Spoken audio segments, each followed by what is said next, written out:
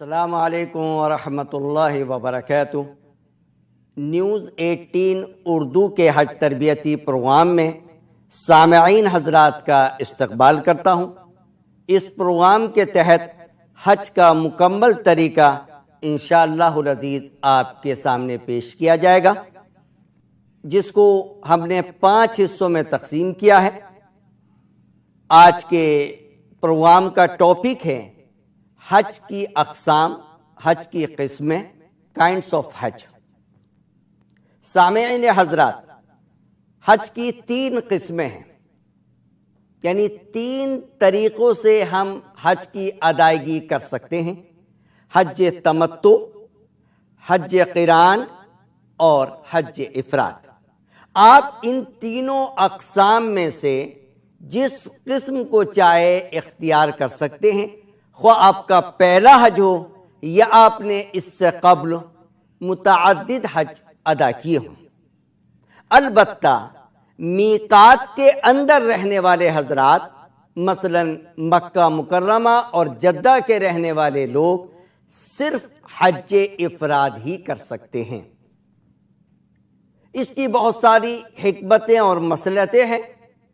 ایک حکمت یہ بھی ہے کہ میقات کے اندر رہنے والے لوگ، یعنی مکہ والے اور جدہ والے، جب چاہیں جس وقت چاہیں مسجد حرام جا سکتے ہیں، مکہ مکرمہ جا سکتے ہیں۔ ان کے لیے احرام بھی شرط نہیں ہے، اور پورے سال جب چاہیں جس وقت چاہیں اپنے گھر سے احرام باندھ کر عمرے کی ادائیگی بھی کر سکتے ہیں۔ مکہ والوں کو بس حرم کے باہر حل میں آنا ہوتا ہے، جو 9-10 کلومیٹر کے فاصلے پر ہے، اور باقی ہل والے یعنی جدہ والے جب چاہیں جس وقت چاہیں عمرے کا احرام باندھ کر عمرے کی ادائیگی کر سکتے ہیں۔ تو ان حضرات کے لیے شریعت اسلامیہ کا حکم یہ ہوا کہ حج کے دنوں میں وہ عمرے کی ادائیگی نہیں کریں۔ دنیا کے چپے چپے سے، کونے کونے سے عازمین حج بڑی تمنائیں لے کر مسجد حرام پہنچ رہے ہیں۔ تو مکہ والوں اور جدہ والوں سے کہا گیا کہ مسجد حرام کو اور اس علاقے کو عازمین حج کے لیے خالی کر دیا جائے، تاکہ وہ زیادہ سے زیادہ عمرے کی ادائیگی کریں، زیادہ سے زیادہ طواف کریں، زیادہ سے زیادہ جو ہیں مسجد حرام میں رہ کر اللہ کی عبادت کریں۔ خلاصہ کلام یہ ہے کہ حج کی 3 قسمیں ہیں: افراد، قران اور تمتع۔ افراد کا مطلب ہوتا ہے صرف حج کی ادائیگی، اس سفر میں عمرہ نہیں کرنا۔ آدمی جائے اور حج کی ادائیگی کرے اور گھر واپس آ جائے، اس کو بولتے ہیں حج افراد۔ صرف حج، عمرہ اس سفر میں شامل نہیں ہوتا۔ جیسے کہ میں نے آپ کو بتلایا، میقات کے اندر رہنے والے لوگ صرف اور صرف حج افراد ہی کر سکتے ہیں۔ دوسری قسم ہے قران کی، جس میں میقات یا میقات سے پہلے احرام باندھا جاتا ہے، عمرے اور حج کا ایک ساتھ۔ یعنی جس وقت احرام باندھ کر نیت کی گئی تھی، تو یہ کہا گیا تھا کہ اسی احرام سے میں عمرے کی ادائیگی بھی کروں گا یا کروں گی، اور اس کے بعد حج کی ادائیگی بھی کروں گا یا کروں گی۔ یعنی احرام جو ہے عمرے کے ادا کرنے کے بعد نہیں اترے گا، عمرے کی ادائیگی کے بعد سر کے بال نہیں کٹوائے جائیں گے، بلکہ احرام کنٹینیو رہے گا، اور حج کی ادائیگی سے فراغت کے بعد ہی ایک ساتھ احرام اترے گا۔ خلاصہ کلام یہ ہے، حج قران کا مطلب ہے ایک احرام سے عمرے اور حج کی ادائیگی کرنا۔ ہمارے نبی حضور اکرم صلی اللہ علیہ وسلم نے جو ایک حج کیا تھا حجۃ الوداع کے نام سے، اس وقت آپ نے احرام باندھا تھا حج قران کا، لیکن صحابہ کرام کو آپ نے مشورہ دیا تھا حج تمتع کو کرنے کا۔ تو تیسری جو قسم ہے وہ ہے حج تمتع۔ حج تمتع کا مطلب ہوتا ہے پہلے آدمی صرف عمرے کا احرام باندھے، مکہ مکرمہ پہنچنے کے بعد عمرے کی ادائیگی کرے، جس کا طریقہ میں نے آپ کو بتلایا: احرام باندھنا، طواف اور 2 رکعت نماز، صفا مروہ کی سعی، سر کے بال منڈوانا یا کٹوانا، اور اس کے بعد احرام اتار کر عام لباس میں آ جائیں۔ ہندوستان سے جانے والے عازمین حج 99 بلکہ اس سے بھی زیادہ حج تمتع ہی کرتے ہیں۔ اس لیے ہم یہ جو نیوز 18 اردو کے ذریعے حج تربیتی پروگرام پیش کیا جا رہا ہے، اس میں فوکس کیا جائے گا حج تمتع کے متعلق ہی۔ حج تمتع میں پہلے حاجی عمرے کا احرام باندھ کر عمرے کی ادائیگی کرتا ہے، بال منڈوا کر عام لباس میں آ جاتا ہے۔ اس کے بعد 7 ذی الحجہ کی شام یا 8 ذی الحجہ کی صبح کو مکہ مکرمہ سے ہی حج کا احرام باندھ کر حج کی ادائیگی کرتا ہے۔ 3 قسمیں ہوئی، حج افراد جو صرف جس میں صرف حج کیا جاتا ہے، حج قران عمرے اور حج دونوں ایک ساتھ ایک احرام سے ادا کرنا۔ حج تمتع کا مطلب ہوتا ہے پہلے عمرے کی ادائیگی ایک احرام سے، احرام اتار دینا، اس کے بعد مکہ ہی سے حج کا احرام باندھ کر حج کی ادائیگی کرنا۔ حج افراد میں شکریہ حج کی قربانی واجب نہیں ہے۔ حج قران اور حج تمتع میں شکریہ حج کی قربانی واجب ہے۔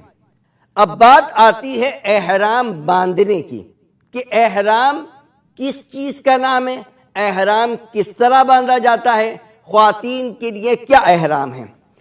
احرام باندھنے سے پہلے طہارت اور پاکیزگی حاصل کرنی چاہیے، ناخن وغیرہ کاٹ لیں، زائد بالوں کی صفائی کر لیں۔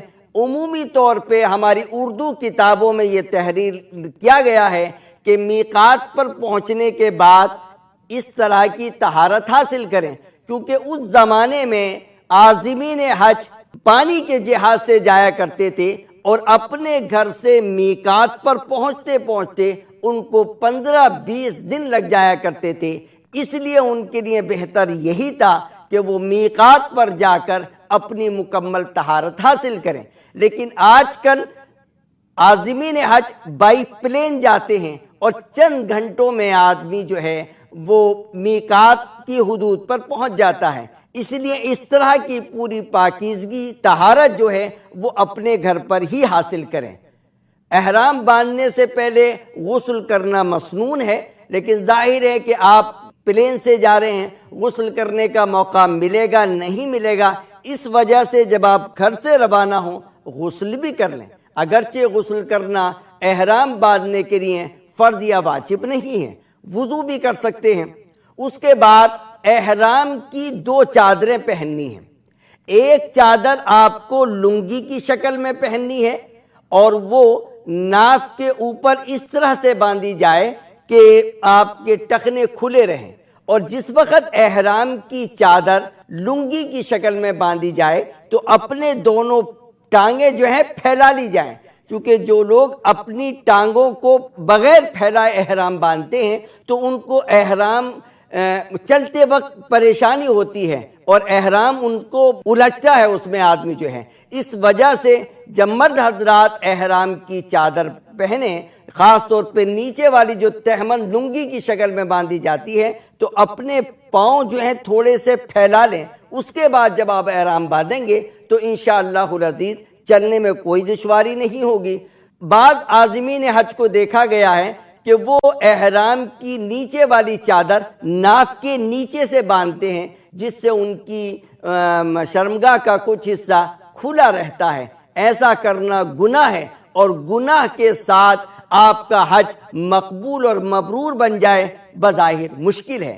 اس لیے یہ چھوٹی سی چیز ہے، اس کا اہتمام کیجئے کہ احرام کی نیچے والی چادر ہماری ناف کے اوپر ہونی چاہیے اور ٹخنے کھلے رہنے چاہیے۔ خواتین کوئی بھی لباس میں احرام باندھ سکتی ہیں، ان کے لیے سفید کلر کے ہی کپڑے پہننا کوئی ضروری نہیں ہے۔ جو بھی وہ لباس شلوار جمپر یا کسی شکل میں بھی پہنتی ہیں اسی میں وہ احرام باندھ سکتی ہیں۔ خواتین جو ہے اپنے بالوں کی حفاظت کے لیے سفید اسکارف کا استعمال کر سکتی ہیں۔ اس کا استعمال کیا تو جا سکتا ہے، لیکن یہ احرام کا ایسا جز نہیں ہے کہ اس کو الگ نہ کیا جائے۔ بعض خواتین یہ سمجھتی ہیں کہ جو اسکارف انہوں نے اپنے سر پر باندھا ہے یہ اب کھولا ہی نہیں جا سکتا، جب عمرہ کر لیں گی یا حج کر لیں گی تبھی کھلے گا۔ ایسا نہیں ہے۔ اس اسکارف کو ضرورت کے مطابق کھولا بھی جا سکتا ہے، بدلا بھی جا سکتا ہے۔ مثال کے طور پہ جب خاتون وضو کرے گی، وضو کرنے کے لیے مسح کرنا ضروری ہے، اور مسح کرنے کے لیے اس اسکارف کو ہر حال میں اتارنا ہوگا۔ احرام کی چادریں جو مرد حضرات پہنتے ہیں یا خواتین نے جن لباس کے اندر احرام باندھا ہے، ضرورت کے مطابق ان لباس کو یا ان احرام کی چادروں کو بدلا بھی جا سکتا ہے، دھویا بھی جا سکتا ہے۔ احرام کی چادریں پہننے کے بعد، اچھا ایک بات اور بتلا دوں جو میں بھول گیا، احرام کی چادر پہننے سے پہلے جسم پر، باڈی پر غسل کرنے کے بعد، احرام کی چادریں پہننے سے پہلے یا احرام کے کپڑے پہننے سے پہلے تھوڑی خوشبو باڈی پر لگانا ہمارے نبی کی سنت ہے۔ بالکل خوشبو باڈی پر احرام کی چادر یا احرام کے لباس پہننے سے پہلے لگائی جا سکتی ہے۔ اب آپ کو 2 رکعت نماز پڑھنی ہے۔ یہ 2 رکعت نفل ہے، فرض یا واجب نہیں ہے۔ اگر پڑھ سکیں تو بہت اچھا، نہ پڑھ سکیں تو کوئی بات نہیں۔ ابھی چونکہ احرام کی پابندیاں آپ کے اوپر نافذ نہیں ہوئی ہیں، چونکہ 2 رکعت نماز پڑھنے کے بعد جب آپ نیت کر کے تلبیہ پڑھیں گے تب آپ کے اوپر احرام کی پابندیاں نافذ ہوگی، اس لیے یہ 2 رکعت نماز آپ سر پر ٹوپی یا چادر ڈال کر بھی پڑھ سکتے ہیں۔ اب اس کے بعد آپ کو عمرے کی نیت کرنی ہے، کیونکہ آپ حج تمتع کر رہے ہیں۔ حج تمتع میں پہلے عمرہ کیا جاتا ہے، تو آپ عمرے کی نیت کریں گے۔ میں نے آپ کو پہلے پروگرام میں یہ بتلایا تھا کہ جو حضرات بائی پلین جاتے ہیں ان کے لیے بہتر یہ ہوتا ہے کہ ایئرپورٹ یا اس سے پہلے احرام کی چادریں تو پہن لیں، احرام کا لباس تو پہن لیں، نیت نہ کریں، تلبیہ نہ پڑھیں، کیونکہ کبھی کبھی حج فلائٹ جو ہے 8 10 12 گھنٹے بھی ڈیلے ہو جاتی ہے، تو اس صورت میں احرام کی پابندیاں نافذ رہیں گی۔ جب پلین ٹیک آف لے جائے، پلین اڑ جائے، تو اڑتے ہی نیت کر کے تلبیہ پڑھ لیں، اور اس کے بعد تلبیہ پڑھتے رہیں۔ جب میقات پر پہنچیں اور آپ کا پائلٹ اعلان کرے، پتہ نہیں کرے گا یا نہیں کرے گا، بعض ایئر لائنز میں اس کا اہتمام کیا جاتا ہے کہ وہ میقات کے آنے پر اعلان کرتا ہے۔ اگر اعلان کرتا ہے تو مزید تلبیہ اس موقع پر پڑھ لیجیے۔ تلبیہ کیا ہے؟ لبیک اللہم لبیک، لبیک لا شریک لک لبیک، ان الحمد والنعمت لک والملک لا شریک لک۔ یہ حج کا ترانہ ہے۔ عمرے یا حج کا احرام باندھنے کے بعد کنٹینیو وقتاً فوقتاً تھوڑی بلند آواز کے ساتھ اس تلبیہ کو پڑھتا رہتا ہے۔ یہ حج کا ترانہ ہے۔ خواتین آہستہ آواز سے پڑھیں گی، مرد حضرات تھوڑی بلند آواز کے ساتھ پڑھیں گی۔ دوبارہ سے اس کو سن لیں اور اس کو یاد کریں۔ جو عازمین حج امسال حج کرنے کے لیے جا رہے ہیں، ان کی پہلی فرصت میں یہ ذمہ داری ہے کہ وہ اس تلبیہ کو یاد کریں۔ لبیک اللہم لبیک، لبیک لا شریک لک لبیک، ان الحمد والنعمت لک والملک لا شریک لک۔ ترجمہ کیا ہے؟ لبیک کے معنی ہے میں حاضر ہوں، میں حاضر ہوں، اے اللہ میں حاضر ہوں، میں حاضر ہوں، تیرا کوئی شریک نہیں، بے شک تمام تعریفیں اور نعمتیں تیری ہی ہیں، ملک اور بادشاہت تیری ہی ہے، تیرے علاوہ تیرا کوئی شریک نہیں۔ اب تلبیہ کیا ہے؟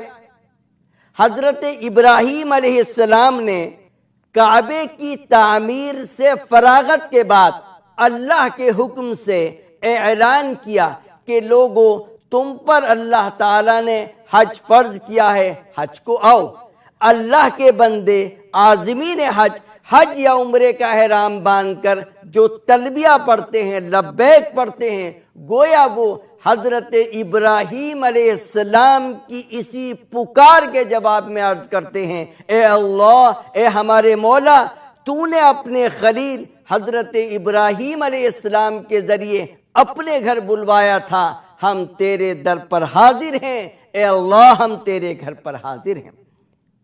تلبیہ پڑھنے کے ساتھ ہی آپ کا احرام بن گیا۔ اب کچھ چیزیں آپ کے لیے حرام ہو گئیں۔ جن کا تذکرہ میں آپ کے سامنے کروں گا، لیکن یہ تلبیہ آپ کو بار بار پڑھنا ہے اور ہر وقت پڑھنا ہے۔ تلبیہ پڑھنے کی بڑی فضیلت احادیث مبارکہ میں آئی ہیں۔ ایک حدیث آپ کے سامنے پیش کر رہا ہوں۔ حضور اکرم صلی اللہ علیہ وسلم نے ارشاد فرمایا، جب حاجی لبیک کہتا ہے یعنی تلبیہ پڑھتا ہے تو اس کے ساتھ اس کے دائیں اور بائیں جانب جو ڈھیلے، درخت اور جو کچھ پتھر وغیرہ ہوتے ہیں وہ بھی سب اس کے ساتھ میں تلبیہ پڑھتے ہیں، لبیک کہتے ہیں۔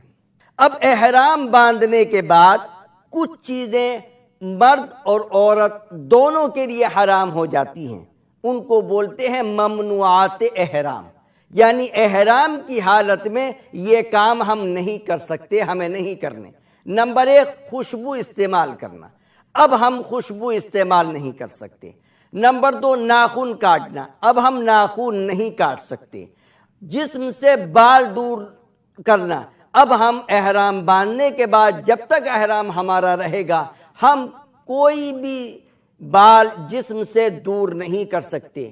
چہرے کا ڈھانکنا، ہمارا چہرہ کھلا رہنا چاہیے۔ میاں بیوی والے خاص تعلق اور جنسی شہوت کے کام کرنا اب ہمارے لیے حرام ہو گیا، یعنی میاں بیوی بھی ہوں تب بھی اب ہمارے لیے جنسی تعلق قائم کرنا حرام ہو گیا۔ اور خشکی کے جانور کا شکار کرنا، اس وقت تو اس مسئلے کی ضرورت نہیں ہے، لیکن چونکہ کتابوں میں درج ہے اس لیے میں نے آپ کے سامنے ذکر کر دیا۔ تو یہ چیزیں میں نے وہ بتلائیں جو مرد اور عورت دونوں کے لیے احرام باندھنے کے بعد حرام ہو جاتی ہیں۔ اب کچھ چیزیں ایسی ہیں جو صرف مردوں کے لیے حرام ہو جاتی ہیں۔ نمبر 1، سلے ہوئے کپڑے پہننا، یعنی کوئی بھی مرد احرام باندھنے کے بعد خواہ عمرے کا احرام باندھے یا حج کا احرام باندھے اب سلے ہوئے کپڑے نہیں پہن سکتا، حتیٰ کہ انڈر ویئر یا بنیان کا استعمال بھی اس کے لیے جائز نہیں ہے۔ نمبر 2، سر کو ٹوپی یا پگڑی وغیرہ سے ڈھانکنا، یعنی سر مرد حضرات کا کھلا رہنا چاہیے۔ نمبر 3، ایسا جوتا یا سلیپر پہننا جس سے پاؤں کے اوپر کا حصہ، جو پاؤں کے درمیان کی ہڈی ابری ہوئی ہوتی ہے اور دونوں ٹخنے جس سے چھپ جائیں، ایسا جوتا یا سلیپر پہننا مرد کے لیے احرام کی حالت میں حرام ہو جاتا ہے۔ عام طور پہ سلیپر، عام طور پہ ہوائی چپل یا ہوائی چپل کی طرح جو سلیپر آتے ہیں ان کا استعمال کیا جاتا ہے۔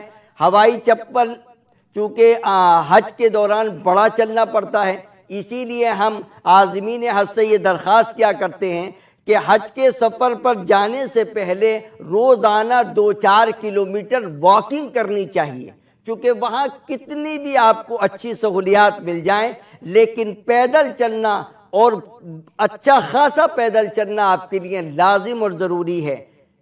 تو ایسا جوتا پہننا جس سے پاؤں کے درمیان کی ہڈی اور دونوں ٹخنے چھپ جائیں وہ مرد حضرات نہیں پہن سکتے۔ تو ہوائی چپل کی طرح اگر سلیپر ہیں جو مضبوط قسم کے ہیں ان کو استعمال کر سکتے ہیں۔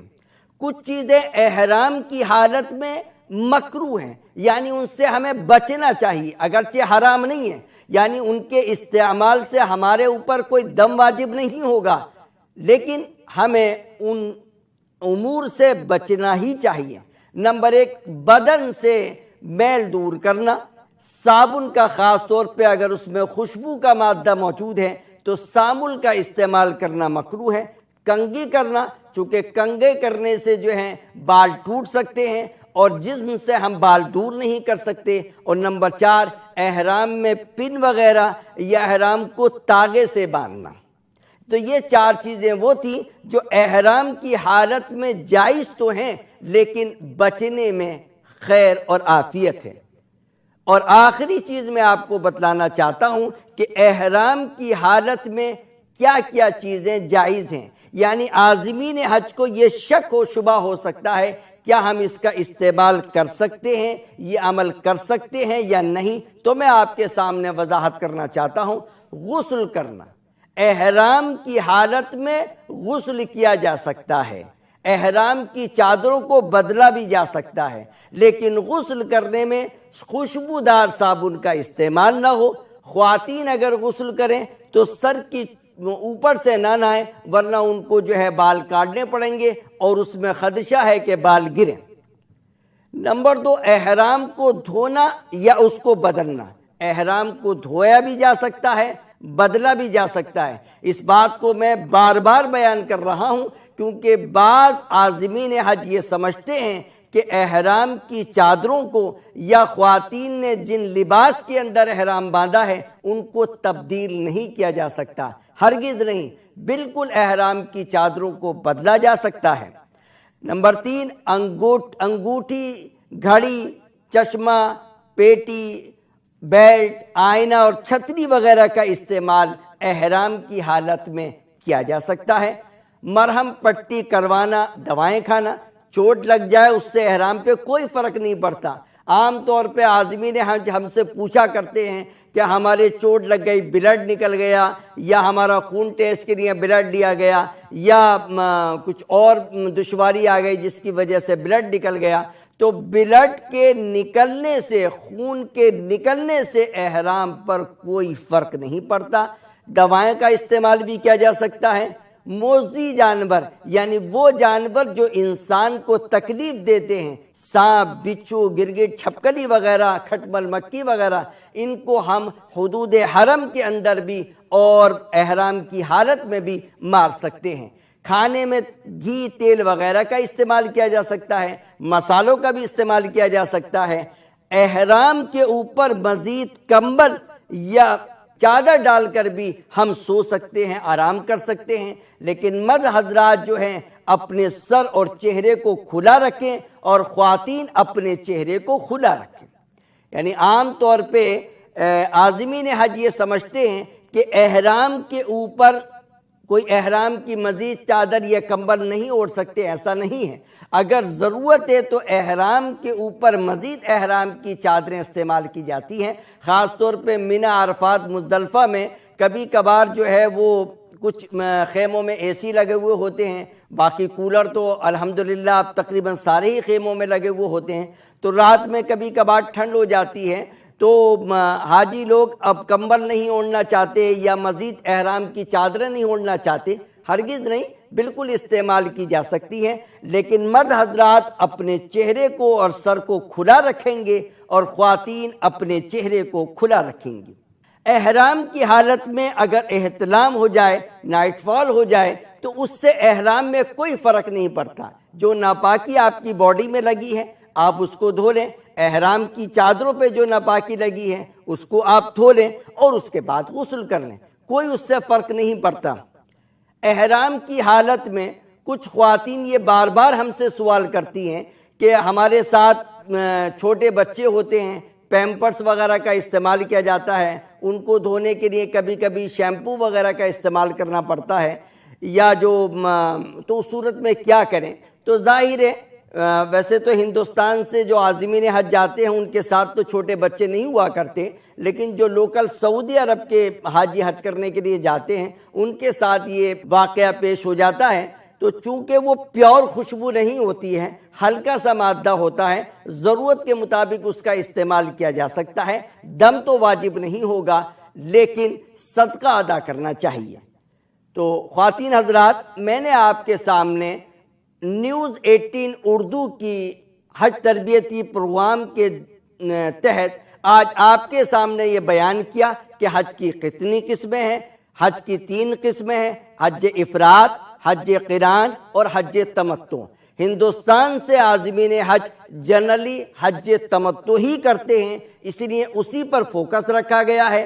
حج تمتع میں پہلے عمرے کا احرام باندھ کر عمرے کی ادائیگی کی جاتی ہے، بال کٹوا دیے جاتے ہیں، اس کے بعد حج کا احرام 7 ذی الحجہ کی شام کو یا 8 ذی الحجہ کی صبح کو باندھ کر منی اور منی سے عرفات اور مزدلفہ آ جایا جاتا ہے، جس کا تفصیلی بیان انشاءاللہ العزیز جلدی ہی اگلے پروگرام میں آپ کے سامنے آئے گا۔ اس دوران یعنی عمرے کی ادائیگی کے بعد سے لے کر حج کا احرام باندھنے تک آپ مکہ مکرمہ میں رہ کر دوسرا یا تیسرا عمرہ کرنا چاہتے ہیں، اپنی طرف سے یا مرحومین کی طرف سے یا بڑے بوڑھے لوگوں کی طرف سے تو آپ مسجد عائشہ جائیں، احرام باندھ کر آئیں، اور مسجد عائشہ ہی جا کر احرام باندھنا ضروری نہیں ہے، بلکہ حدود حرم کے باہر کسی بھی جگہ نکل جائیں اور احرام کی چادریں آپ اپنے مکہ کے ہوٹل میں بھی باندھ سکتے ہیں، لیکن نیت آپ کو حدود حرم کے باہر کرنی ہوگی، اور حدود حرم کے باہر یعنی حل میں سب سے زیادہ قریب جگہ تنعیم ہے جہاں مسجد عائشہ بنی ہوئی ہے۔ اب اس علاقے کا نام ہی مسجد عائشہ رکھ دیا گیا ہے۔ اللہ تبارک و تعالی آپ کے اس سفر کو قبول فرمائے، اللہ تعالی آپ کے حج کو حج مقبول و مبرور بنائے۔ This audio has been prepared by theclearevidence.org.